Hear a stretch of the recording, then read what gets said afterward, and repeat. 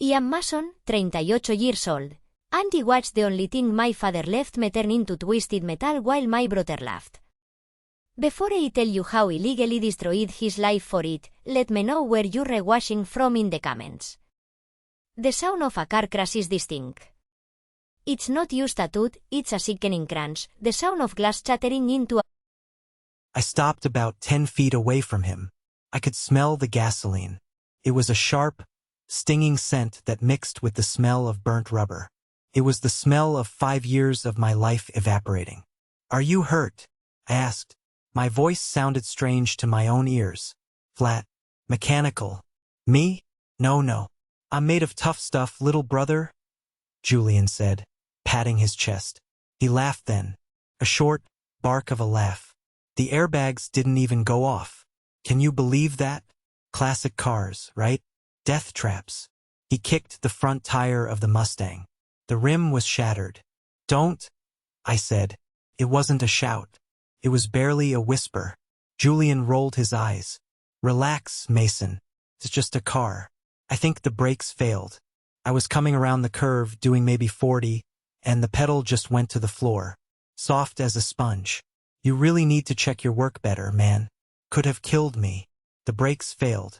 I looked at the skid marks again. They were thick, black, and completely solid. They started way back at the turn and drifted sideways. Those weren't the marks of brake failure. Those were the marks of high-speed drifting. Those were the marks of someone trying to be a race car driver and running out of talent. "The brakes were brand new Willwoods," I said quietly. "I installed them last Saturday." "Well, they were defective," Julian shrugged, pulling out his phone. "Anyway, I need you to handle the tow truck. I have a date in an hour. If I hurry, I can still shower and change." A police officer walked up to us then. Officer Wyatt, his name tag read. He looked tired. He held a notepad. "You the owner?" Wyatt asked, looking at me. "I am," I said. "And this is the driver?" Wyatt gestured to Julian. "Unfortunately," Julian chimed in, flashing a charming smile at the cop. "Mechanical failure. Tragic, really. My brother here restores them. But, old metal gets tired." Officer Wyatt didn't smile back. He looked at the skid marks, then at the car, then at Julian. He'd seen enough accidents to know what happened here. "Sir," Wyatt said to me, "I need to know if this individual had your permission to operate the vehicle." The world seemed to stop for a second. The spinning red and blue lights of the cruiser reflected in the puddle of coolant leaking from my car. I looked at Julian. He was staring at me. His eyes widened just a fraction. He gave me a look I had known my entire life. It was the look that said, "Cover for me." It was the look that said, "I am the golden child, and you are the one who fixes things." He gave a tiny, almost imperceptible nod, signaling me to lie. If I said yes, insurance would cover it. Julian would walk away with a slap on the wrist. My premiums would skyrocket, but the family peace would be kept. If I said no, well, that was a felony. Grand theft auto. Unauthorized use of a motor vehicle. I looked at the car again. I saw the dashboard where my son, Isaac, had helped me install the gauges.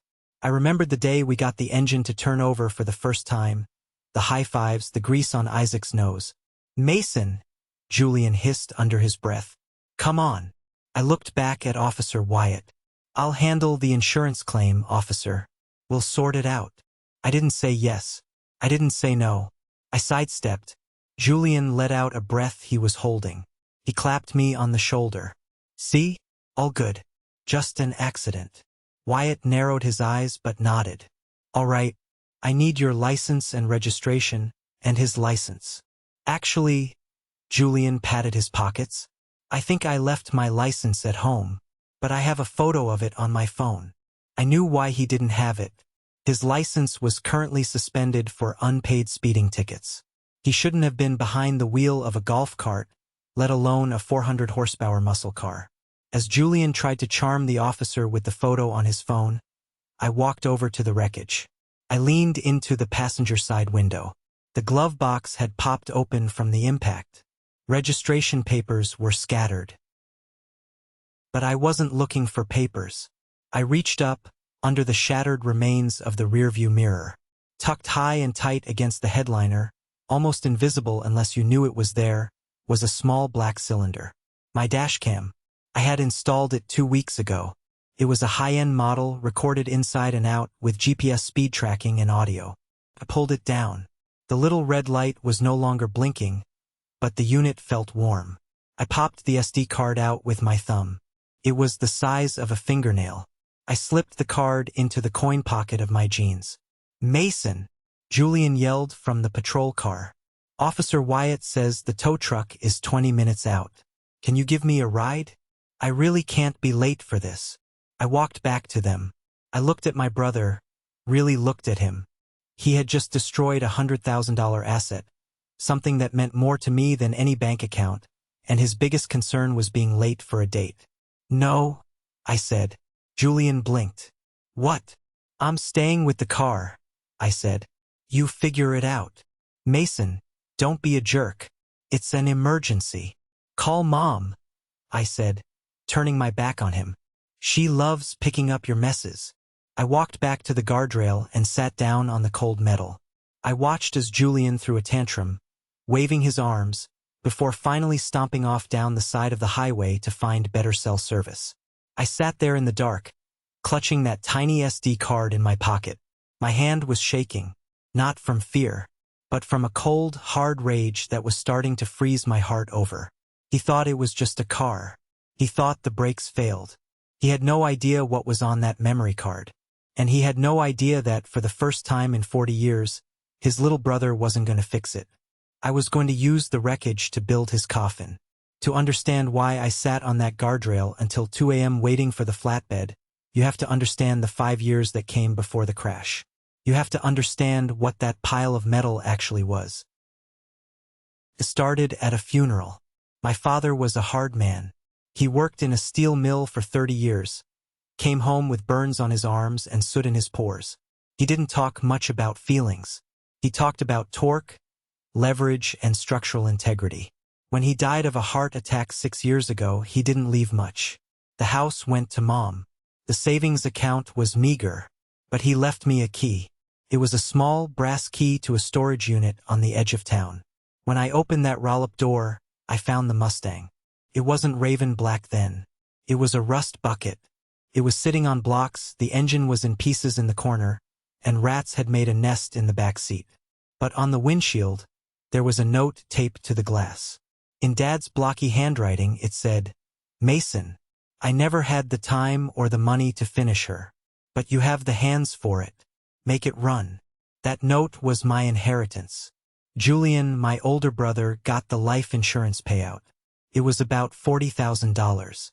He spent it in 6 months on a business venture that involved importing luxury watches, which turned out to be fakes, and a trip to Cabo. I got the rust bucket. For the next 5 years, that car became my church. I worked as a specialized mechanic during the day, fixing high-end German imports, but my nights belonged to the Mustang. And I wasn't alone. My son, Isaac, was 9 when we started. His mother, my wife, had passed away from cancer 2 years before Dad died. Isaac was quiet, withdrawn, a boy who had seen too much loss too early. He spent most of his time in his room with headphones on, blocking out the world. But the car changed that. I remember the first Saturday I dragged him to the garage. "Just hold the flashlight," I told him. He held it. He watched the light dance over the rusted bolts. "What's that?" he asked, pointing to the carburetor. "That's the lungs," I said. "It mixes air and fuel so the car can breathe." A week later, he wasn't just holding the flashlight. He was holding a wrench. Over the years, we scraped every inch of rust off that chassis. We sourced original parts from scrap yards 3 states away. We spent Christmas Eve installing the transmission because we couldn't wait until morning. When Isaac was 12, we painted it. We built a makeshift spray booth in the garage with plastic sheeting. We wore respirators that made us look like aliens. When we laid down that final coat of black paint, and it dried into a mirror finish that looked like a pool of oil, Isaac pulled off his mask and smiled. It was a real smile, the kind I hadn't seen since his mother died. "We did it, Dad," he said. "We did it." I agreed. That car wasn't metal. It was therapy. It was the bridge that brought my son back to me. It was the final conversation with my father. Julian never understood that. To Julian, a car was a status symbol. It was something you leased to look successful. He drove a BMW 5 Series that he couldn't afford, leased in a girlfriend's name because his credit score was lower than his age. 2 days before the crash, Julian had come to my house. He walked into my garage without knocking, stepping over a box of microfiber towels. The Mustang was sitting there, fully restored, gleaming under the LED shop lights. "Wow," Julian whistled. "Okay, Mason, you actually pulled it off. It looks expensive." "It's finished," I said, wiping grease off my hands. "Listen," Julian leaned against the fender. I flinched. He noticed and laughed. "Relax. Look, I have this thing this weekend. A wedding. My ex, Chloe, is going to be there. She's bringing her new guy, some investment banker." I knew where this was going. "I need to make an impression, Mace. The BMW is in the shop," he lied. "I knew it had been repossessed last week. I saw the tow truck from my kitchen window. Let me take the Mustang, just for Saturday night. I'll drive it like a grandma. I promise." "No," I said. Julian's smile faltered. "Come on. I'm your brother. I need this win. Chloe needs to see I'm doing well." "You're not doing well, Julian," I said calmly. "And nobody drives this car but me. Not even Isaac drives it yet." "You're really going to be like that?" Julian's face darkened. "After everything? Dad left you this heap, and Mom gave me the cash." "Sure. But I shared that cash, didn't I? I bought you that grill for your birthday." "You bought me a grill with Mom's credit card, Julian." "You're selfish," he spat. "You hoard this thing like it's gold. It's just a car, Mason. It's meant to be driven." He stormed out. An hour later, my phone rang. It was Mom. "Mason, be reasonable," she said, her voice performing that perfect wobble of disappointment she had mastered. "Your brother is going through a hard time. He just wants to feel proud for one night. Why do you have to be so difficult? Material things don't matter, Mason. Family matters." "The answer is no, Mom. You value that machine more than your own blood," she said, and hung up. I thought that was the end of it. I kept the keys in a lockbox in my home office. I was meticulous. But the night of the crash, I was working a double shift at the shop. Isaac was at a sleepover. The house was empty. Julian had a key to my front door. For emergencies, Mom had insisted years ago. He must have come in while I was at work. He must have pried open the lockbox. I later found the scratch marks on the metal. He took the keys. He took the car. And he didn't just take it to a wedding. As I sat on the guardrail waiting for the tow truck, I rubbed the SD card in my pocket. The brakes failed story was garbage. Julian took my car because he felt entitled to it. He felt entitled to my labor, my success, and my property. When the flatbed finally arrived, the driver, a guy named Stan I knew from the industry, looked at the wreck and shook his head. "Jesus, Mason," Stan said, winching the crumpled carcass of the Mustang up the ramp. "Heartbreaker. Total heartbreaker." "Yeah," I said. "What happened?" "I'm not sure yet," I said. "But I'm going to find out." I rode in the cab of the tow truck back to my house. We dropped the wreck in my driveway, covering it with a tarp so Isaac wouldn't see it first thing in the morning. It was 3:30 a.m. when I walked into my kitchen. The house was silent. I didn't go to bed. I went to my laptop. I pulled a card reader out of my desk drawer. I sat there in the dark, the glow of the screen illuminating my face. I hesitated for a moment. I knew that whatever I saw on this video was going to change things forever. It was going to break the family. It was going to prove that my mother was wrong, that Julian was a liar, and that I had been a doormat for too long. I took a deep breath. I plugged the card in. The folder opened. There was one file from tonight, 2.4 gigabytes. I clicked play, and I watched my brother kill my father's memory. The next morning, the house felt heavy. The tarp-covered shape in the driveway was like a black hole, sucking all the air out of the property. Isaac came home around 10 a.m. I met him at the door. I didn't want him to see it alone. When I told him, he didn't cry. He just went pale. He walked out to the driveway, lifted the corner of the tarp, and stared at the crushed front end for a long time. He touched the jagged metal of the fender, right where he had learned to buff out scratches. "Uncle Julian?" he asked. "Yes." Isaac dropped the tarp. He looked at me, his 14-year-old eyes looking way too old. "He ruins everything." He went to his room and closed the door. That click of the door latch hurt more than the sight of the car. An hour later, my phone blew up. It was Mom. "We're at the hospital," she said, frantic. "Julian is in severe pain. You need to come."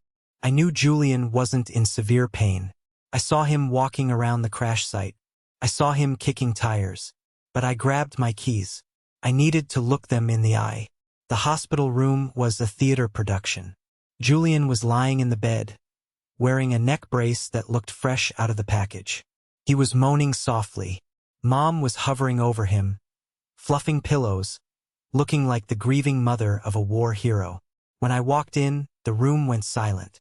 "Mason," Mom said, her voice trembling. "Thank God you're here. Look at him. My poor baby." Julian opened one eye. "Hey, Mace. My neck is killing me." "Whiplash," the doctor said. "Delayed onset." "I spoke to the doctor in the hall," I said, leaning against the doorframe. "He said you have no concussion, no fractures, and mild muscle strain. He said you're fit for discharge." Julian scowled, dropping the act for a split second. "Doctors don't feel pain. I do. We need to talk about the insurance." Mom cut in, her tone shifting from worried to businesslike. She pointed to a chair. "Sit down." I didn't sit. "The insurance adjuster called Julian," Mom said. "They're going to call you today. We need to get our stories straight." "There's no story," I said. "He took the car. He crashed it." "Mason, listen to me," Julian said, sitting up a little too quickly for someone with severe whiplash. "If you tell them I took it without permission, that's theft. Do you know what happens then? I have a record, Mason. The speeding tickets, the DUI from 3 years ago. If I get hit with a grand theft auto charge, I'm going to jail. Not probation. Jail. And the car," Mom added. "If you say he stole it, the insurance might investigate for months. It's messy.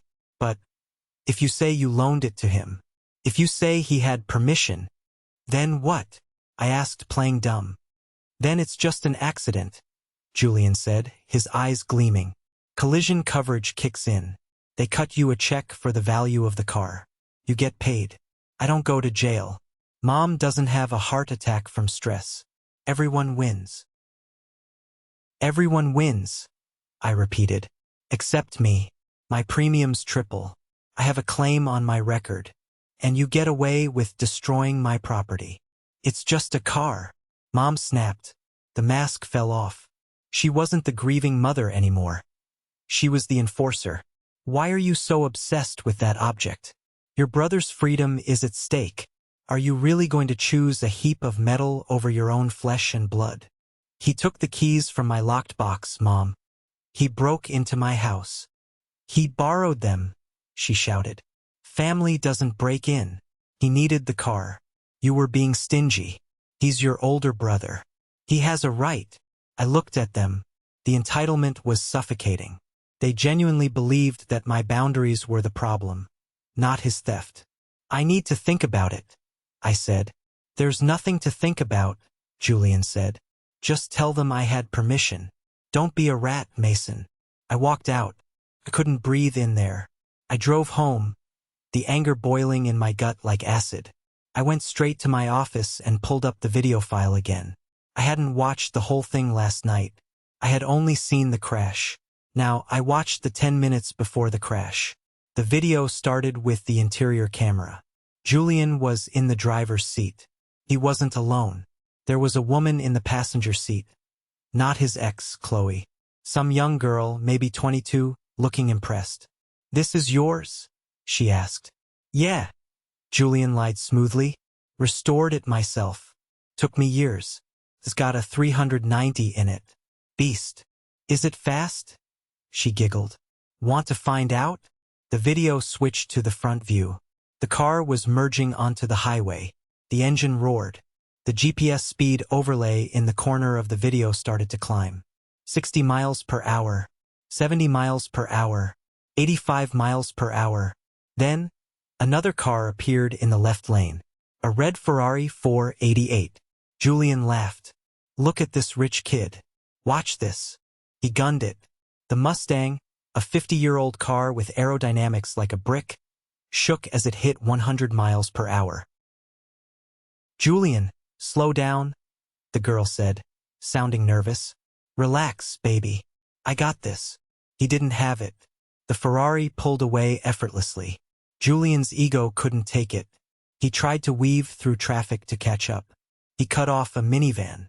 He swerved into the breakdown lane to pass a semi-truck. 110 miles per hour. Then came the curve. The Mustang wasn't built for cornering at triple digits. The rear end broke loose. Julian overcorrected. He slammed the brakes hard. I could hear the tires screaming. It wasn't brake failure. The brakes locked up perfectly, just like they were supposed to. He was just going too fast. The world spun. The guardrail rushed up. Crunch. Silence. Then Julian's voice. Damn it. My suit. He didn't check on the girl. He checked his jacket. The girl, I realized, must have gotten out and run off before I arrived. Or maybe she was in the Uber he mentioned. I paused the video. Brake failure, I whispered. Grandma driving. I looked at the phone on my desk. It was ringing. It was the insurance adjuster. I picked it up. Mr. Mason? This is Sarah from State Farm. We have a claim initiated by a Mr. Julian for your 1967 Mustang. He stated he was the driver with permission. Can you confirm that? I looked at the paused video frame of Julian's face, laughing as he endangered lives in my father's legacy. Mr. Mason? I need a moment, I said. I'll call you back in 5 minutes. I hung up. I dialed a different number. Elijah, I said when my friend answered. Elijah was a shark of a lawyer, a guy I'd known since high school. He specialized in insurance litigation. Mace? What's up? Hypothetically, I said, my voice steady. If someone wrecks my car and I have video proof they were drag racing and doing 110 in a 65, and they want me to say I gave them permission, what happens if I tell the truth? Elijah went quiet. Drag racing? That's an exclusion in almost every policy, Mace. If he had permission and was racing, they won't pay a dime. You lose the car, and you get nothing. My stomach dropped. Nothing. Nothing. Reckless endangerment voids coverage. But, Elijah paused. If he didn't have permission, if he took it without your consent, then it's theft. Your comprehensive coverage kicks in. They pay you the full appraisal value. And then what? Then the insurance company goes after him, Elijah said. It's called subrogation. They pay you, then they sue him to get their money back. And since he was doing something illegal, they won't stop until they bleed him dry. I looked at the video one last time. Thanks, Elijah. I dialed the adjuster back. Sarah, I said, I'm ready to give my statement. Great. So, did Julian have permission to drive the vehicle? I closed my eyes. I saw Isaac's face looking at the wreck. I saw my dad's note. Make it run. No, I said clearly. He did not. The vehicle was taken without my knowledge or consent. I would like to file a claim for theft and damages. There was a pause on the line. The sound of typing. I understand, Sarah said, her voice shifting to a more serious tone. We will mark this as non-permissive use. We will require a police report number. Are you willing to press charges? I am, I said. I hung up the phone. My hands were finally steady. It had begun. The next 3 weeks were a masterclass in silence. I didn't tell Julian I had filed the claim as theft. I didn't tell Mom. When they called to ask if I had handled it, I simply said, the insurance company is processing it. It takes time. They took that as a yes. They assumed I had capitulated, just like I always did. Just like when I paid off Dad's debts so they could keep the house. Just like when I bailed Julian out of his DUI. They thought Mason, the quiet mechanic, had folded. Julian even came over one day to pick up a box of his stuff he'd left in my garage years ago. He walked right past the empty spot where the Mustang used to be. "So," he grinned, leaning on the doorframe of my shop, "when the check comes, you gonna buy another project? Or maybe loan me a few grand? I'm thinking of getting into crypto."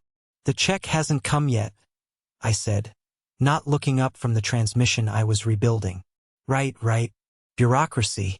Well, let me know. Mom says thanks for doing the right thing, by the way. She's proud of you." "Is she?" "Yeah.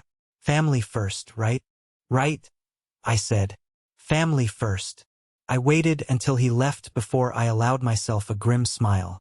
Behind the scenes, the machinery was moving. Elijah was helping me navigate the paperwork. I submitted the dashcam footage to the insurance fraud department. I submitted the timestamps. I submitted the appraisal I had done 6 months ago, valuing the car at $85,000 due to the rare engine and the frame-off restoration quality. Because I had filed it as theft, the insurance company moved fast. They loved a clear-cut case where they could recover funds. They cut me a check for $85,000 minus the deductible within 10 days. I deposited the money into a new account, an account earmarked for Isaac's college fund. But the second part of the process, the subrogation, was the hammer that was slowly swinging down. Since Julian wasn't on my policy, and since he had taken the car without permission, State Farm's lawyers were preparing to sue him personally to recover the payout.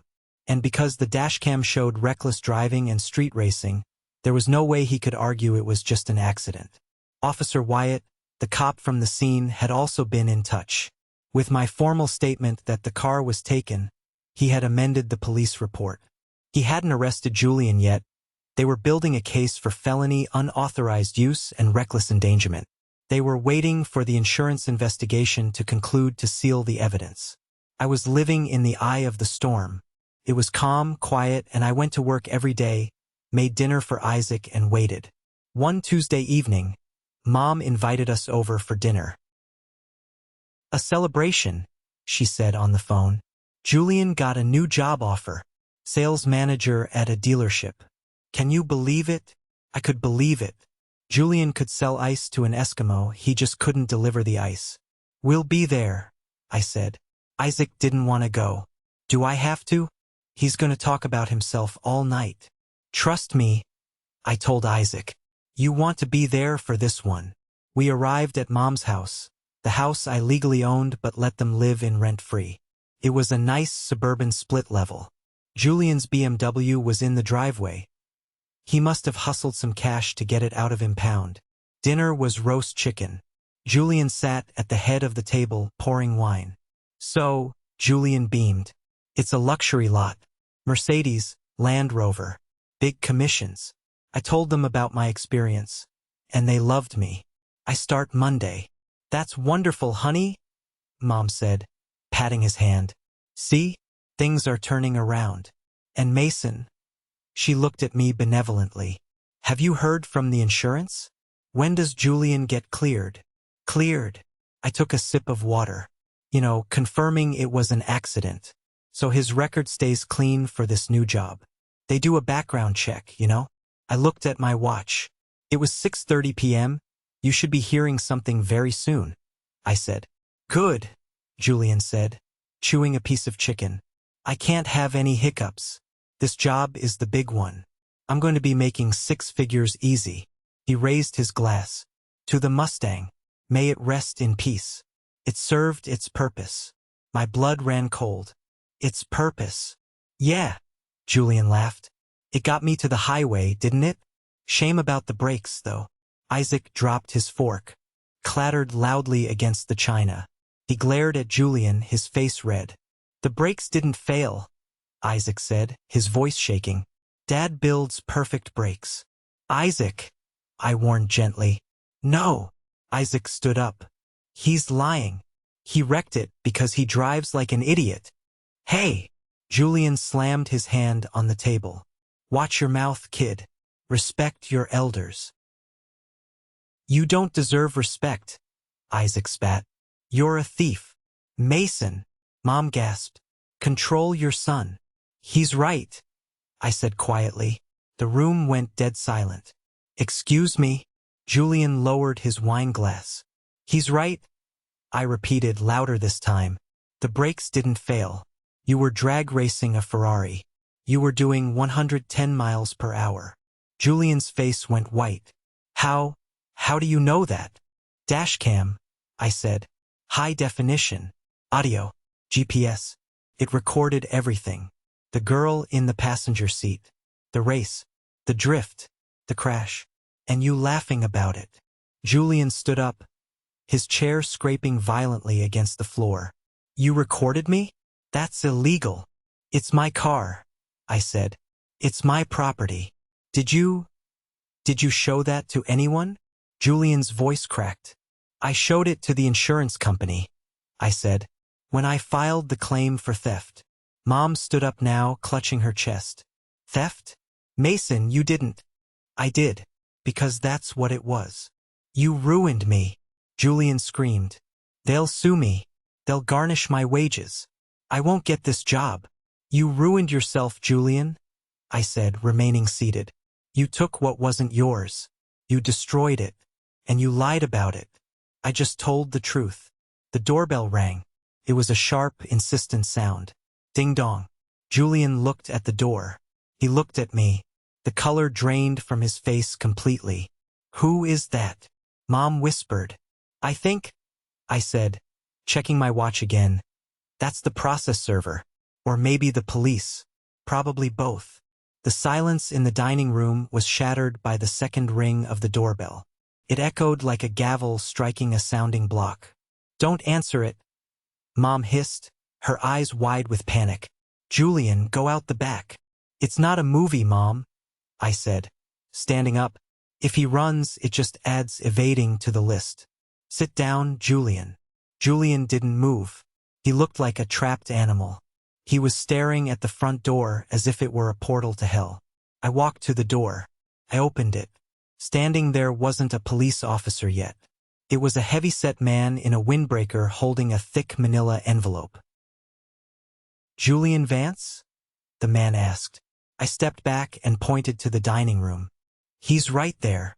The man walked past me, boots thudding on the hardwood. He walked right up to the dinner table where Julian was frozen, clutching his napkin. Julian Vance? Julian nodded dumbly. You have been served, the man said, dropping the heavy envelope onto Julian's plate, right on top of the half-eaten roast chicken. Civil suit. State Farm versus Vance. Also, a summons for appearance regarding criminal charges. Have a nice evening. The man turned and left. I closed the door behind him. Julian stared at the envelope. It was thick, ominous. With a trembling hand, he tore it open. He scanned the first page. His eyes bulged. $50,000? He shrieked. They're suing me for $50,000? That's just the liability limit, I clarified, leaning against the archway. That's what they want immediately. The total claim is $85,000. I'm suing you for the rest, the gap between what they pay and the sentimental value, plus legal fees. You're suing me? Mom screamed. Your own brother? He sued me first, I said, when he decided my livelihood and my property were his toys. I can't pay this. Julian threw the papers across the table. They scattered like confetti. I have $400 in my bank account. $50,000? I'm bankrupt. Then they'll garnish your wages, I said. 25% of every paycheck from that new job. For the next 10 years. I won't have the job, Julian yelled. They run a background check. A pending lawsuit for insurance fraud and grand theft? They'll fire me before I start. Actions? I said. Meet consequences. You did this. Mom pointed a shaking finger at me. You spiteful, jealous little man. You set him up. You could have just said yes. You have money, Mason. You have a business. Why do you have to destroy him over a car? Because it wasn't just a car. I roared. It was the first time I had raised my voice. The sound bounced off the walls, shocking them into silence. "Come with me," I commanded. I walked into the living room. I grabbed the remote and turned on the big 60-inch TV. I pulled my phone out and cast the video file to the screen. "Watch," I said. The video started. The 4K footage was crisp. They watched Julian bragging to the girl. They watched him racing the Ferrari. They heard the engine scream, a sound of torture. They watched the speedometer hit 110. Mom covered her mouth. Then the crash, the sickening crunch. The camera spun wildly before settling on a view of the cracked dashboard. And then the audio. "Damn it. My suit." Mom looked at Julian. You worried about your suit?" "Mom, I was in shock," Julian stammered. "Keep listening," I said. On the video, Julian was on the phone now. "Yeah, I wrecked it. Totaled. Whatever. It's a piece of junk anyway. Mason will fix it. Or insurance will buy me something better. Maybe I can talk him into giving me the cash." The video ended. I turned to Mom. He didn't care. He laughed. He planned to take the insurance money, my money, for himself. "That's who you're protecting." Mom looked at Julian. For the first time in her life, I saw the blinders slip. She looked at her golden child and saw the rot underneath. "You told me the brakes failed," she whispered. "They did," Julian lied, desperate. "The video it's doctored. Mason is good with computers." "Stop it," I said. "Just stop." Julian slumped in his chair. "I can't pay it, Mason. I swear. Please, call them. Drop the suit. Tell them it was a mistake. I'll do anything. I'll mow your lawn. I'll work in your shop for free." "I don't want you in my shop," I said. "And I can't stop the insurance company. It's out of my hands. They want their money." "I'll lose my license," Julian wept. "The summons says they're petitioning to revoke my license permanently as a habitual offender." "You should have thought of that before you did 110 in a 50-year-old car," Isaac said. I looked at my son. He was standing tall, looking at his uncle with pure disdain. He had grown up tonight. "This is the reality, Julian," I said. "You're going to lose the lawsuit. You're going to lose your license. And you're probably going to lose that job." "I have nothing," Julian screamed, grabbing his hair. "I have nothing left to give." "Actually," I said, "that's not true. You still have one thing." Julian looked up, hope flickering in his eyes. What can I do?" "You can get out of my house," I said. Julian blinked. "What? This is Mom's house." "No," I said. "It's not. This is the moment that changes everything, when I finally took back control of my life. Thank you for staying with me this far. You are amazing. Please hit the like button and comment Mustang below so I know you're riding with me. It helps more people find this story and tells me my experience means something to you. Your support is the fuel that keeps me going to share the rest of this journey." The air in the living room changed instantly. It went from hot rage to a cold, confused vacuum. "What are you talking about?" Mom asked, her voice trembling. "This is my house. Your father and I bought it 30 years ago. And you almost lost it 10 years ago," I reminded her. "When Dad got sick. When the mill cut his pension. Remember?" Mom looked down. She remembered. The foreclosure notices. The panic. "I stepped in," I said. "I paid off the arrears. I refinanced the mortgage to save you from eviction. But the bank wouldn't do it in your name because your credit was shot. So we put the deed in my name. I bought the house from you for $1, paid the debt, and I've been paying the mortgage, the taxes, and the insurance ever since." Julian looked between me and Mom. "Wait, Mason owns this house." "Technically, yes," Mom said weakly. "But he promised. He said nothing would change." "I promised you could live here," I corrected. "I didn't promise I would house a criminal who destroys my property and sues me for it." I looked at Julian. "You've been crashing here for 3 years, Julian. Just until I get on my feet," you said. "You pay no rent. You eat Mom's food.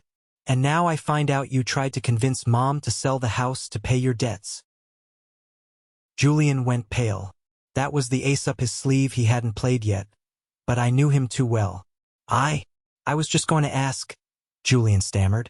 I figured if we sold, Mom could get a condo, and I could take the equity to pay the insurance. You were going to sell my house. I laughed. A dark, humorless laugh. To pay for your mistakes. It's family assets, Julian yelled. It should be shared. It's my asset, I said. And I'm evicting you. You can't, Julian sneered. Tenant laws. I have rights. You have to give me 30 days notice. Maybe 60. Actually, I pulled a folded piece of paper from my pocket. Elijah was thorough. Since you pay no rent, have no lease, and have engaged in criminal activity on the premises, specifically, hiding stolen goods, my car keys, and drugs, I found your stash in the garage, Julian. You are considered a guest at while engaging in illegal acts. In our state, that means I can remove you immediately for safety reasons. I tossed the paper onto the coffee table. You have 24 hours, I said. By 8 p.m. tomorrow, I want you and your stuff gone. If you're not, I call Officer Wyatt. And since you're already facing charges, I don't think you want a trespassing arrest on top of it. Mom! Julian turned to her, grabbing her arm. Don't let him do this. He's kicking me out on the street. Mom looked at Julian. She looked at the video still frozen on the TV screen, the image of her precious son laughing at the destruction of her husband's legacy. She looked at me. She saw the man who had paid her bills, fixed her car, and saved her home, standing there with a spine of steel. You laughed, Mom whispered, looking at Julian. What? In the video, Mom said, tears streaming down her face. You laughed. Mason loved that car. Your father loved that car. And you laughed. Mom, please. Mason is right, Mom said, her voice breaking. She pulled her arm away from Julian's grip. You need to go. Julian recoiled as if she had slapped him. The golden child had finally lost his shine. Fine, Julian screamed. Fine. I don't need you. I don't need any of you. You're all crazy. It's just a car. It's just a stupid car. He stormed past me, bumping my shoulder intentionally. He slammed the front door so hard the pictures on the wall rattled. I stood there in the silence. The adrenaline was starting to fade, leaving me exhausted. I'm sorry, Mason, Mom wept, sinking onto the sofa. I'm so sorry. I spoiled him. I created this. Yeah, Mom, I said gently. You did. But it's over now. I motioned to Isaac. Let's go, son. We walked out to my truck. The night air was cool. Dad, Isaac asked as we buckled in. Yeah. Are we really going to sue him for everything? Every penny, I said. And the house. Grandma stays, I said. But Julian never steps foot in it again. Isaac nodded. He looked out the window. I found a Craigslist ad today. Oh yeah. Yeah. A 1970 Dodge Charger. Just a shell. Needs everything. Engine, transmission, floor pans. I looked at him. I smiled. It was the first time I had smiled in 3 weeks. Is it cheap? Dirt cheap. It's a rust bucket. Good, I said, starting the truck. We have the tools. The Mustang was gone. But the builder was still here. And this time I wasn't building alone. The 24 hours after I gave Julian his eviction notice were the longest of my life. The air in the house wasn't just tense. It was toxic. It felt like living inside a gas leak, where one spark would blow the entire foundation apart. I didn't sleep that night. I sat in the living room, in the dark, with a baseball bat leaning against the armchair. I wasn't planning to use it, but I knew Julian. I knew that when a narcissist is cornered, they don't reflect on their actions. They lash out. They break things. And I wasn't going to let him destroy the house I had saved just because he was losing his free ride. At 7 a.m., the sun bled through the blinds. I heard footsteps upstairs. Heavy, angry stomps. Mom came down first. She looked 10 years older than she had the night before. Her eyes were red and swollen. She made coffee in silence, her hands shaking so badly she spilled grounds on the counter. He's packing, she whispered. not looking at me. Good, I said, sipping my black coffee. He has 13 hours. He has nowhere to go, Mason. He called his friends. Nobody answered. He called that girl he was with in the car. She blocked his number. That's not my problem, Mom. He's 42 years old. He can go to a motel. He can go to a shelter. He can sleep in his storage unit for all I care. But he is not sleeping here. At 10 a.m., Julian finally emerged. He looked wrecked. He was wearing wrinkled sweatpants and a t-shirt that said, "Hustle harder." The irony was almost painful. He walked into the kitchen, ignored me, and went straight for the fridge. He drank milk directly from the carton, staring me down the entire time. It was a petty, childish act of rebellion. "You think you're a big man?" Julian sneered, wiping his mouth with the back of his hand. "Kicking your brother out on the street. Dad would be ashamed of you." "Dad left me a note," I said calmly. He said, "Make it run." He was talking about the car, but I think he meant the family, too. "And you're the broken part that's keeping this engine from turning over." "I'm the broken part?" Julian laughed, a jagged, hysterical sound. "I'm the only one with ambition. I take risks. You just play it safe. You hide in your grease pit and hoard money." "I don't hoard money," I said. "I pay bills, including yours, for the last 3 years." I stood up and walked over to the kitchen island. I placed a notepad on the granite. "Since you brought up ambition," I said, "let's talk about assets. I know you're packing. I know you're planning to load up whatever you can fit into a cab. But before you walk out that door, we're going to do an inventory." Julian narrowed his eyes. "What are you talking about?"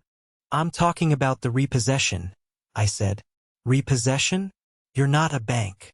"I am the bank, Julian. I've been the bank of Julian Vance for a decade. And since you defaulted on the loan of my car by destroying it, and you're defaulting on the lawsuit, I'm calling in the collateral." I picked up the list. 3 years ago, you borrowed $4,000 from me to start that dropshipping business. You bought a MacBook Pro and a high-end camera. You never paid me back. The business never launched. I looked at him. The laptop stays. The camera stays. "That's my work computer," Julian shouted. "I need that to find a job." "You can use the library computers to find a job. That MacBook was bought with my money. It's mine." "You can't do that." "Watch me." Next item. "Last Christmas, you asked for a loan to buy a presentable watch for interviews. I gave you $2,000. You bought a Tag Heuer. You're wearing it right now." I pointed to his wrist. "Take it off." Julian covered the watch with his other hand, stepping back. No way. This was a gift." "It was a loan," I corrected. "I have the text messages, Julian." "Bro, lend me $2,000. I swear I'll pay you back when the bonus hits." "The bonus never hit because you never got the job. Take off." "Mom!" Julian screamed. "Stop him. He's robbing me." Mom turned from the sink. She looked at Julian, then at me. She looked at the watch on his wrist, a watch that cost more than her monthly grocery budget, paid for by the son she had ignored in favor of the son who crashed her husband's car. "Give it to him, Julian," Mom said quietly. "What?" "You owe him," she said. Her voice was devoid of emotion. It was the sound of a woman who had run out of excuses. "You owe him for the roof. You owe him for the food. You owe him for the car. Give him the watch." Julian looked at her like she had stabbed him. His greatest ally, his enabler, had finally switched sides. With trembling hands, he unclasped the watch. He threw it on the counter. It slid across the granite and hit the fruit bowl with a heavy clink. "Happy?" he spat. "Not really," I said, picking up the watch and inspecting it. It was scratched. He didn't take care of anything. "But it's a start. Now the laptop. Bring it down." For the next 2 hours, I supervised the packing process like a prison warden. I stood in the doorway of his room, my old room, and watched as he shoved clothes into garbage bags.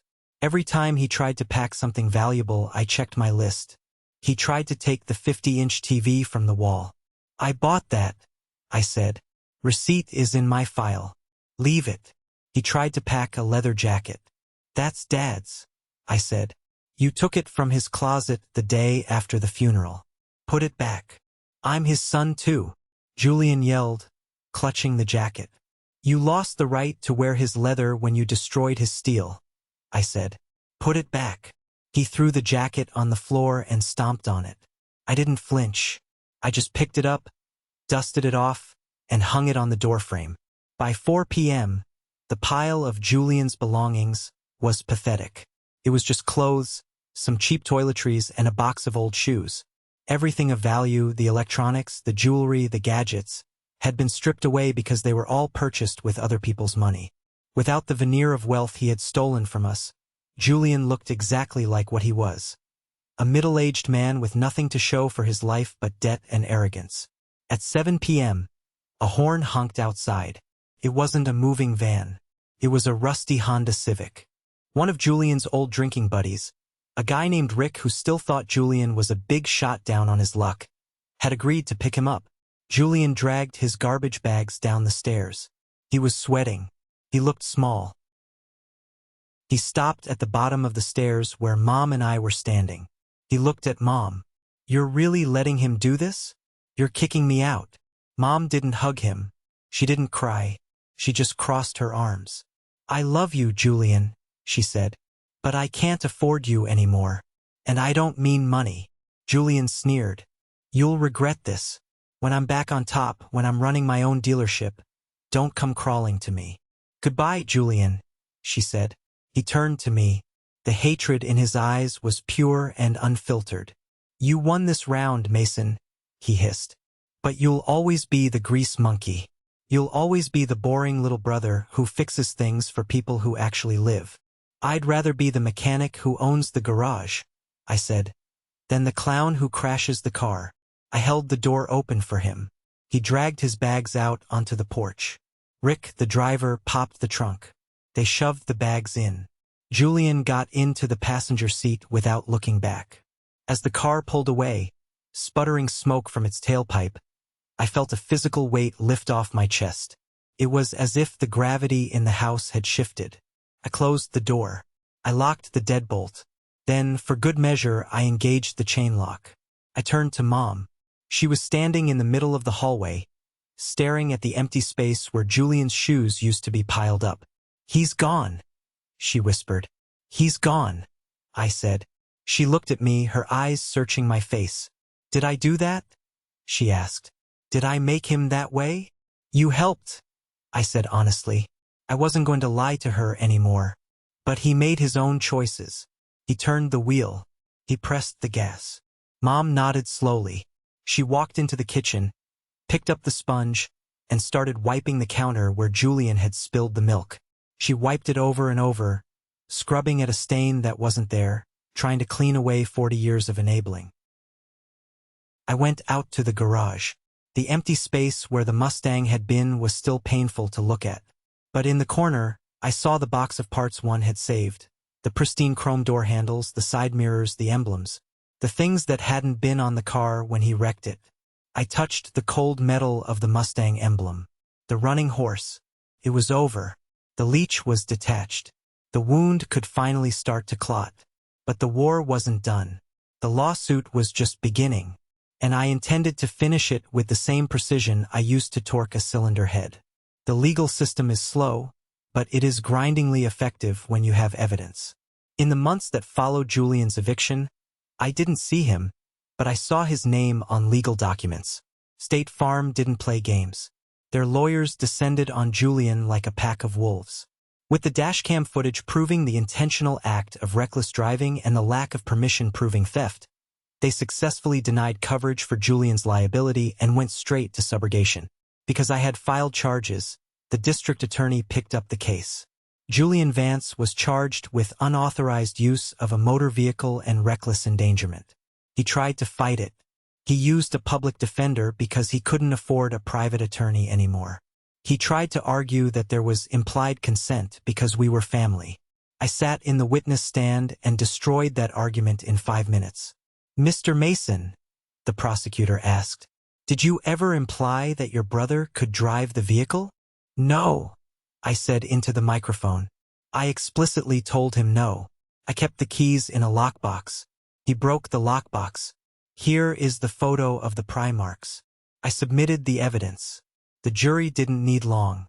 Julian took a plea deal to avoid jail time. He pleaded guilty to a misdemeanor unauthorized use charge. The terms were brutal. 2 years of probation, 500 hours of community service, and full restitution to the victim, me, and the insurance company. But the civil judgment was where the real pain lay. Since he had no assets to seize, I had already proven the house was mine. The court ordered a wage garnishment. I remember the day Elijah called me with the final update. It's done, Mace, Elijah said. Default judgment on the balance. We got him for the full value gap plus legal fees. He owes you roughly $32,000 personally, and he owes State Farm another $50,000. Can he pay it? I asked. Not anytime soon, Elijah laughed dryly. He's working at a fulfillment center for Amazon now. Night shift, packing boxes. The court will take 25% of his net pay until the debt is settled. At this rate, he'll be paying you until he's 70. Good, I said. It's not about the money anymore. It's about the reminder.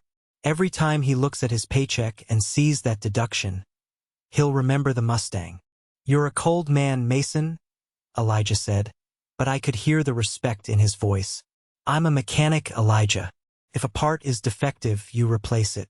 If it causes damage, you bill for the repairs. Life at home fell into a new, quiet rhythm. Mom was different. She was quieter, less critical. She started going to therapy, something I insisted on if I was going to keep paying the mortgage. She had to unlearn the habits of a lifetime. Isaac and I grew closer. The shadow of his cool uncle was gone. And in its place, he found a father who actually stood for something. 6 months after the crash, on a crisp Saturday morning in October, I woke Isaac up early.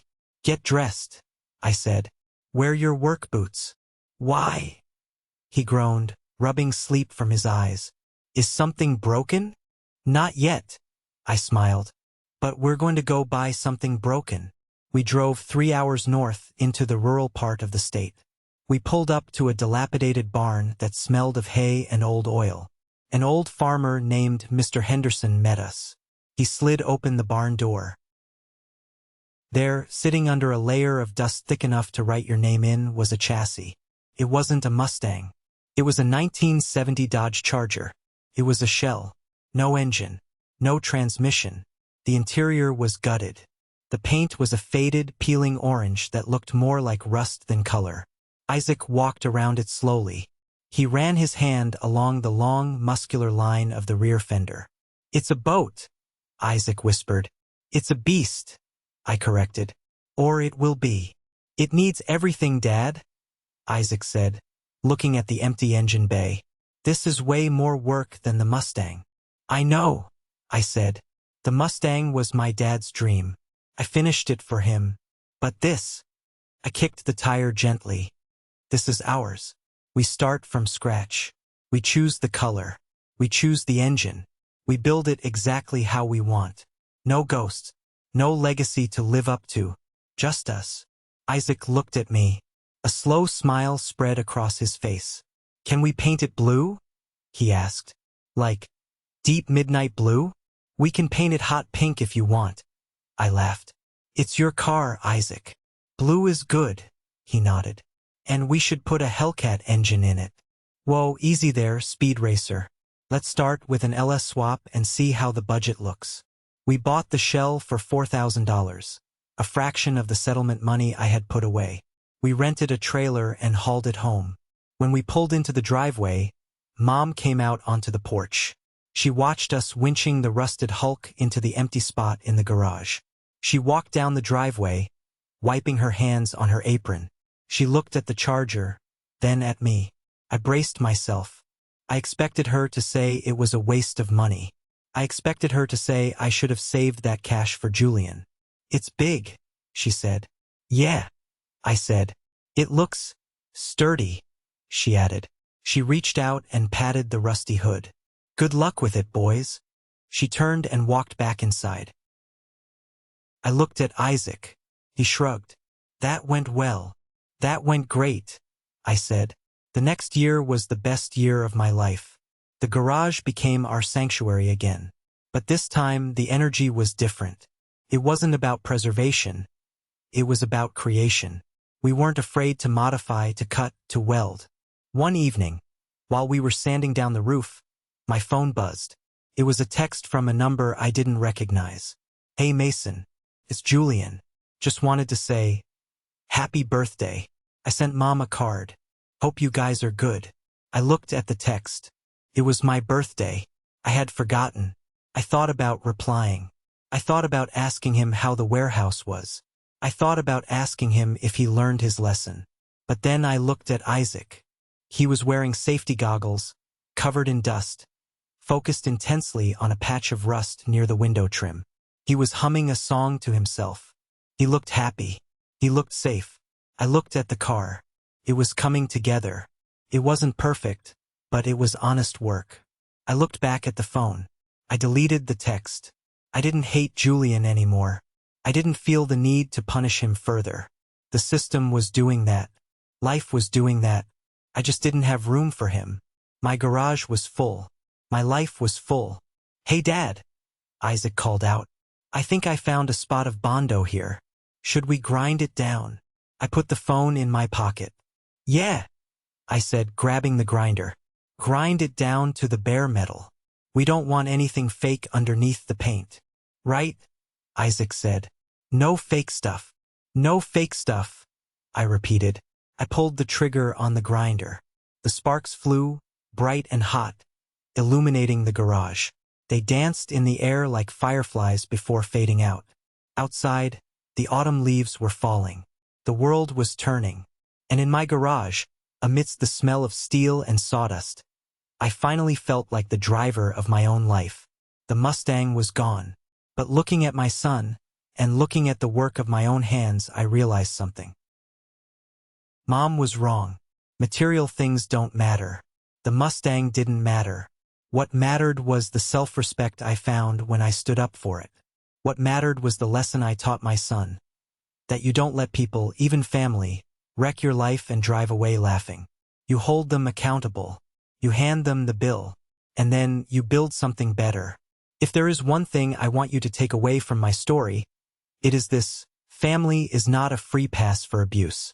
For years, I let the guilt of blood is thicker than water control me. I let my brother steal my peace, my money, and my boundaries because I was afraid of being the bad guy. But I learned the hard way that a boundary without a consequence is just a suggestion. When I finally drew the line, when I sued him, evicted him, and protected my son, I didn't lose a brother. I lost a parasite, and in doing so, I regained my dignity and my mother's respect. You teach people how to treat you. If you allow them to wreck your car and laugh about it, they will eventually wreck your life. Don't be afraid to be the villain in their story if it means being the hero in your own. I want to hear from you. Have you ever had to cut off a family member to save yourself? Or maybe you're struggling with that decision right now. Drop a good in the comments if you agree that boundaries are necessary, or share your story below. I read every single comment, and your experiences help me, and everyone else here, feel a little less alone in these tough battles. Stay strong, build something real, and never let anyone drive your car without your permission.